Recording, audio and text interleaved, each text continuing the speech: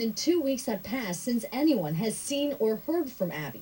Abbi was last seen on June 7th at her grandmother's house. Now, since then, her parents have been scouring Huron County, passing out these. We are taking your calls live, but now to Mark Class, president and founder of Class Kids Foundation. He has devoted his life to finding missing teens, missing children. Mark, what do you think? Well, I think that this character obviously has nothing but his own personal self-interest at heart.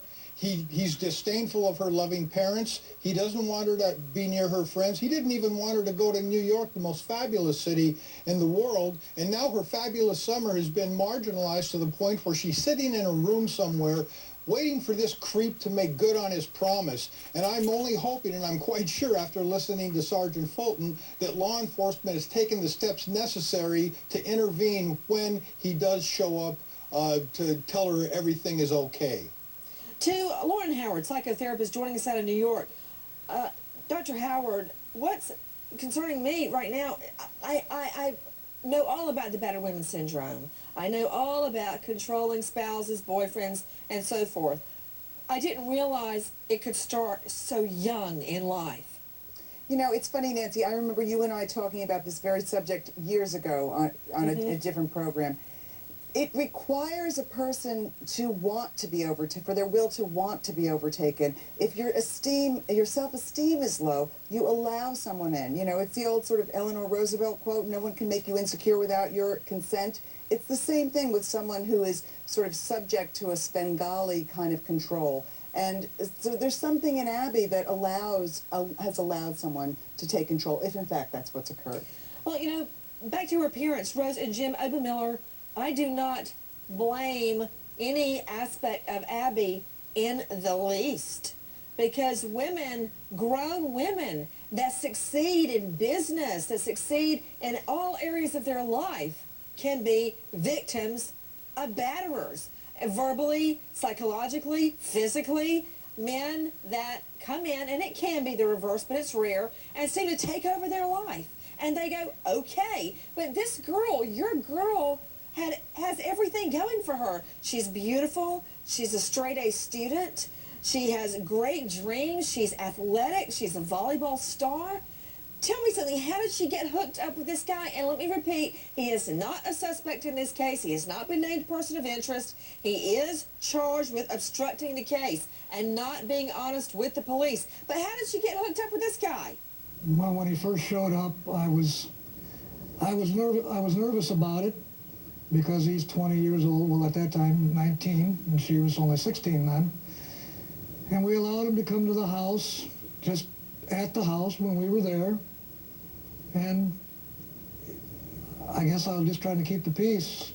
And it just moved on from there. I mean, they'd say, can we go here, can we go there? And I'd let things move on. And just before this occurred, it had just reached a point that I was telling them that, hey, this has got to stop. We got to, as a matter of fact, I had told him that I know that if I put help me with the word, Nancy, to keep her from seeing him legally. Like a protective order, restraining order, yes. And I'm not in law, but, you know, I mentioned to him, I says, if I do that, or if I tell Abbi not to see you, you're contributing. I was getting ready to talk to them. When I got back, I had to work. I do have to travel in my work. And but I was going to talk to them, and then he just got ridiculous. Well, Mr. Obermiller, nobody can fault you at all, because, you know, if you say no right off the bat, then the teenager will try to go straight and do the exact same thing you tell them not to do. So if you slam your foot down at the get-go, you're begging for problems. Trying to go along with it and hoping it would die on its own was probably your best maneuver. So you actually spoke to him about weaning off, going away, taking it easy, taking a break. You spoke to him? I had called him and told him that I knew that I could do all these things legally. And then later on that week, as a matter of fact, it was on Sunday, and he called me up and accused me of tampering with his car while I was 1,300 miles away from his car. Well, he sounds like a nut. He is, in fact, a person of interest. He is not a suspect. He's a person of interest. Mr. Obermiller, what was the lie he told police that amounted to obstruction? Can you repeat that, please? What was the lie that he told police that amounted to obstruction? That he doesn't know where she's at. What else can it be? You heard Mr. Fulton tell you about the text messages and what they were. If he doesn't know where she's at, or if he doesn't at least know who she's with, then that's a lie. I mean, that just shows it right now. He led her straight out of the house, and somebody was going to pick her up. Do you think it was him, the boyfriend? It was... We can't say who it was. Okay. Do you think that someone is holding her right now? Yes. Would she have allowed it to go this far, Miss Obermiller? Would she allow it to go this far with you two? Your hearts are just torn in half. I think they're keeping the media from her. She's not allowed to use the phone. Otherwise, I know she would call home. She can't get on MySpace, my Facebook, or whatever. Otherwise, she'd at least talk to her girlfriends. Her and her girlfriends, I mean, they're extremely, extremely close. And she hasn't even contacted any of them. With not any girlfriends to Pat Brown, criminal profiler and author, the profiler. Pat, what do you think? Well, Nancy, it looks like one of these Romeo and Juliet things, you know, where this poor girl has hooked up with a guy who seems like an extremely controlling, creepy dude to me, and might be psychopathic since he's willing to lie blatantly to the police that I didn't text her when clearly he did, and clearly he was going to meet up with her. And when a girl wants to be with a guy like that, she's scared, she doesn't know she should do it, but she wants to be with him, then why isn't he with his beloved girlfriend? You mean to tell me that he went to get her, took her someplace, and has abandoned her somewhere, and he's off there? That doesn't make a lot of sense, and she's been abandoned by him. She hasn't been around for 3 weeks. And I'm thinking that at this point, she wants to come home somewhere. If this girl is still alive, and I pray to God she is, and there are indications she is still alive, she wants to come home. We are taking your calls. Nancy in Louisiana. Hi, dear. Hi, Nancy. I love you. Hi, dear. Thank you, and hello to all my Cajun friends. Nancy, what's your question? Yes, ma'am. I was wondering, he said he had a bad heart and diabetes, and has that been proven by a doctor? And also, does she have her cell phone? Can they track her that way?